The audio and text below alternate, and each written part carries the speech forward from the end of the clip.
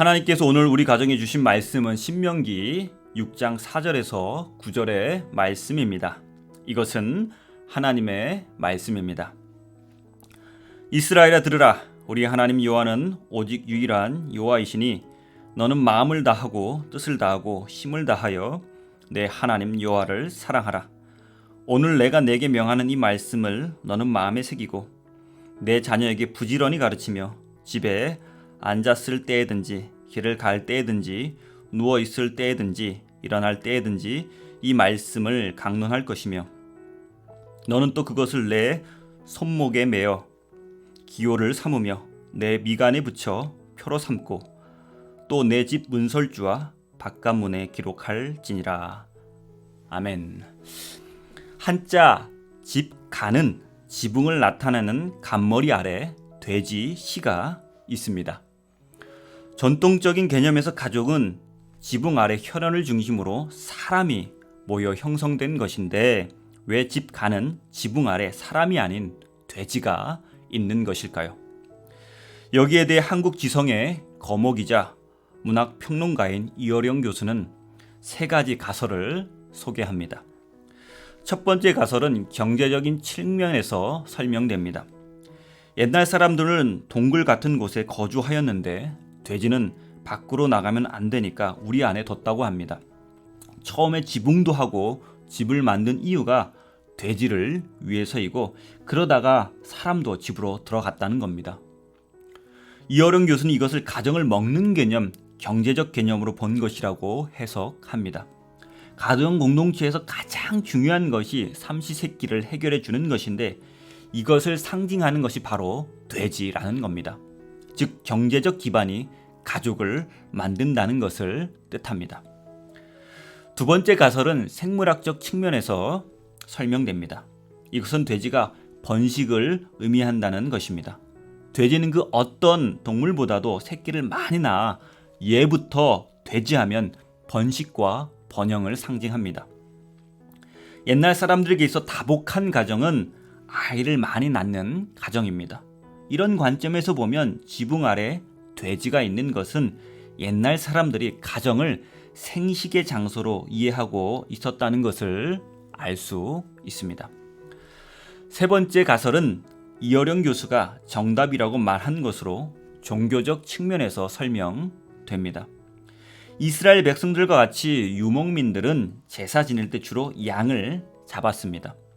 그런데 우리나라와 같이 농경 사회에서는 반드시 돼지를 제물로 바쳤다고 합니다.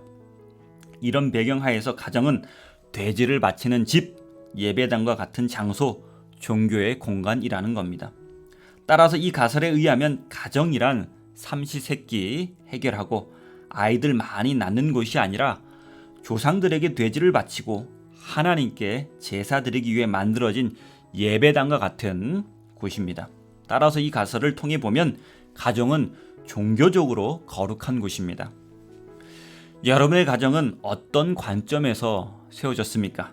경제적 관점에서 세워졌습니까? 아니면 생물학적 관점에서 세워졌습니까? 아니면 또 종교적 관점에서 세워졌습니까? 우리 가정은 어떤 가정에 속하는지, 즉 어떤 돼지를 추구하고 있는지 생각해 보아야 합니다.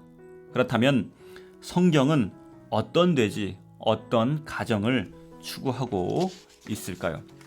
신명기 15장 20절은 다음과 같이 말씀하고 있습니다. 너와 내 가정은 매년 여호와께서 택하신 곳 내 하나님 여호와 앞에서 먹을지니라. 이 말씀을 보면 이스라엘 가정이란 하나님 앞에 서는 공동체입니다. 즉 종교적 공동체입니다. 이렇게 이스라엘 백성들은 출애굽 시절부터 가정이 어떤 개념인지 모세를 통해 명확히 알고 있었습니다. 특별히 오늘 본문은 가정이 중요한 예배 초소임을 잘 드러내주고 있습니다. 6장 4절과 5절 말씀을 다시 읽어보도록 하겠습니다. 이스라엘아 들으라. 우리 하나님 여호와는 오직 유일한 여호와이시니 너는 마음을 다하고 뜻을 다하고 힘을 다하여 내 하나님 여호와를 사랑하라. 이 구절을 구약 신학에서는 쉐마 명령이라고 부릅니다. 쉐마는 들으라라는 뜻으로 10계명의 머릿말과 제1, 2계명의 긍정적 요약이라 할 수 있습니다. 따라서 쉐마 명령은 한마디로 오직 한 분이신 하나님을 우리의 전 존재로 사랑하라입니다. 이런 의미로 인해 쉐마 명령은 율법의 심장이라고 불립니다. 즉 쉐마는 신명기의 다른 모든 가르침과 율법 항목들의 중심축이 되는 으뜸 계명입니다. 따라서 모든 백성들은 모세의 이 말씀을 잘 듣고 하나님 사랑을 최우선으로 실천해야 합니다. 그런데 오늘 본문 6절에서 9절은 쉐마 교육의 가장 중심적인 현장이 가정임을 보여주고 있습니다. 즉 모세의 쉐마 명령은 하나님을 전 존재로 사랑하라고 선포한 후에 가정에서 자녀들에게 하나님의 말씀을 언제 어디서나 가르치라는 내용으로 확장됩니다. 이것은 이스라엘이 하나님의 백성 공동체로 계속해서 존립할 수 있느냐 없느냐는 다음 세대들에게 과연 쉐마 교육을 시킬 수 있는지 없는지에 달려 있다는 것을 보여줍니다. 그리고 자녀 교육의 성패가 하나님 말씀 교육에 달려 있음을 보여줍니다. 그렇다면 부모 세대들은 어떻게 자녀 세대에게 쉐마를 가르쳐야 할까요?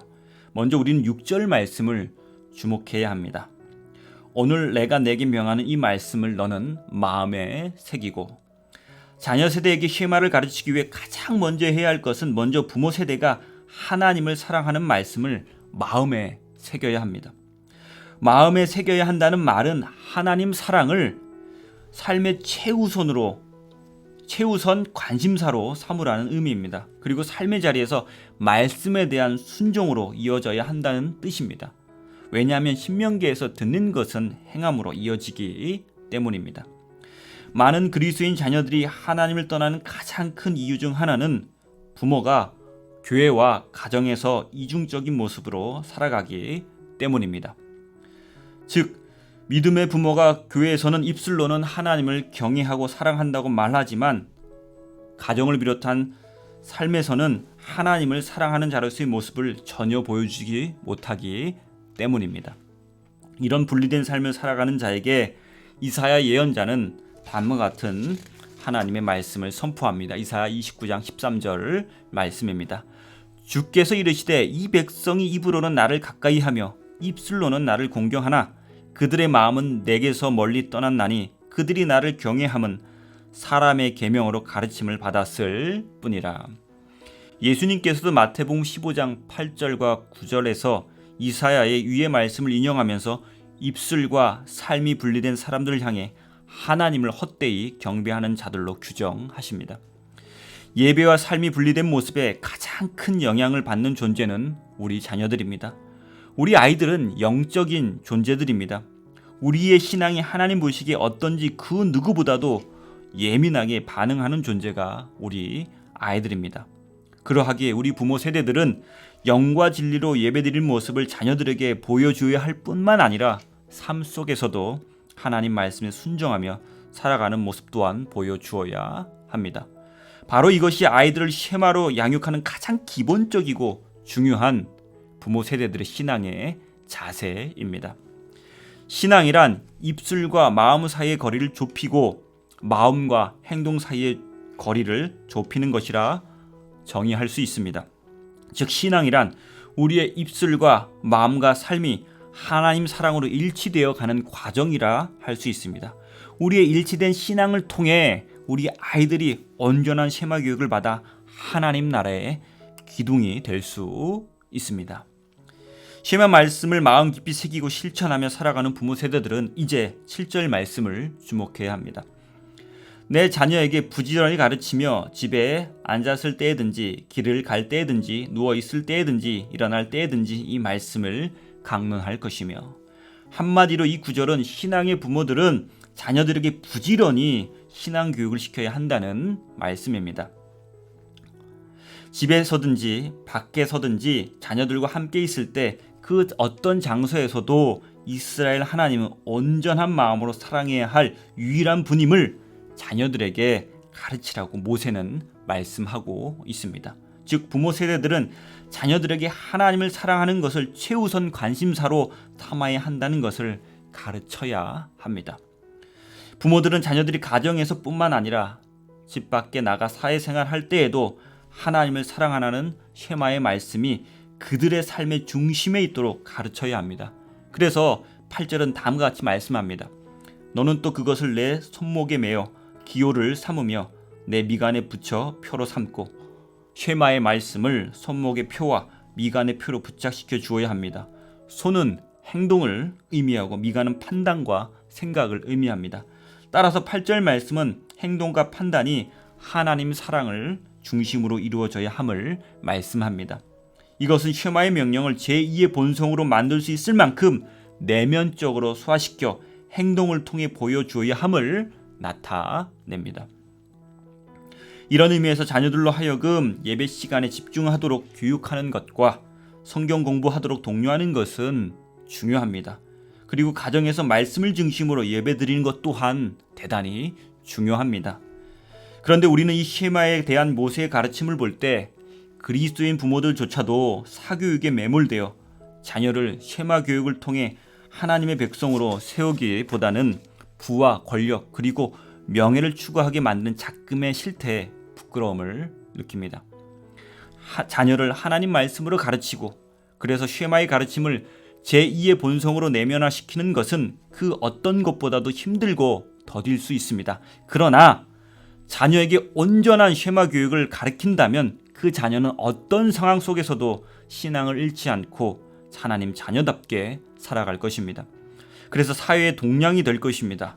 이런 측면에서 오늘 본문의 쉐마의 가르침은 오늘날도 하나님의 백성들이 다음 세대를 어떻게 양육하는 것이 바람직한지 잘 말씀해주고 있습니다. 근대 신학의 아버지로 불리는 독일의 신학자 슐라이어 마허는 자신의 책 종교론에서 가족이란 가장 훌륭하게 형성된 우주의 토대이며 가장 믿을 만한 우주의 형상이라고 선언했습니다. 그리고 그는 가정을 성도 간의 살아있는 교제가 이루어지는 참된 교회의 모델로 보았습니다. 이런 의미에서 슐라이어 마허 또한 가정을 종교적 개념으로 파악하고 있습니다. 가정 안에서 말씀을 중심으로 성도 간의 교제가 일어나야 합니다. 그럴 때 가정은 경제적이고 생물학적 측면을 넘어서 종교적 공간이 됩니다. 여러분의 가정이 종교적 공간, 즉 하나님을 예배하는 공간이 되기를 간절히 바랍니다. 이를 위해 무엇보다 부모 세대가 하나님 사랑의 계명을 마음판에 잘 새기고 실천하는 본을 보여주시기 바랍니다. 그리고 그 어떤 교육보다도 하나님을 사랑하라는 쉐마 교육을 최우선으로 하시기 바랍니다. 이것은 자녀를 하나님께 맡기는 거룩한 행위입니다. 따라서 쉐마 교육은 자녀를 올바로 키워내는 가장 지혜로운 방법입니다. 여러분 가정이 하나님을 위한 종교적 공간으로서 하나님을 사랑하는 마음과 실천이 풍성한 복된 공동체 되기를 간절히 기원합니다. 기도하겠습니다. 하나님 아버지, 우리 그리스도인 가정은 무엇보다 신앙 공동체임을 우리가 기억하게 하옵소서. 그래서 우리 성도들이 가정 안에서 먹는 것, 마시는 것, 그리고 다른 어떤 것들도 소중하고 중요하지만 가장 중요한 것은 하나님을 예배하고 사랑하는 것임을 늘 기억하게 하옵소서. 먼저 부모 세대들이 하나님 사랑하는 말씀을 마음판에 새기고 삶 속에서 실천할 수 있도록 성령의 능력을 부어 주시옵소서. 그리고 부모 세대들이 부지런히 하나님을 사랑하는 말씀을 자녀들에게 언제 어디서나 가르칠 수 있도록 지혜 주시옵소서. 그래서 우리 성도들의 가정이 하나님 보시기에 선하고 아름다운 가정이 되고 하나님께로부터 오는 복을 잘 받고 이웃들과 나누는 가정 되게 하옵소서. 모든 말씀 우리 주 예수 그리스도 이름으로 간절히 기도드리옵나이다. 아멘.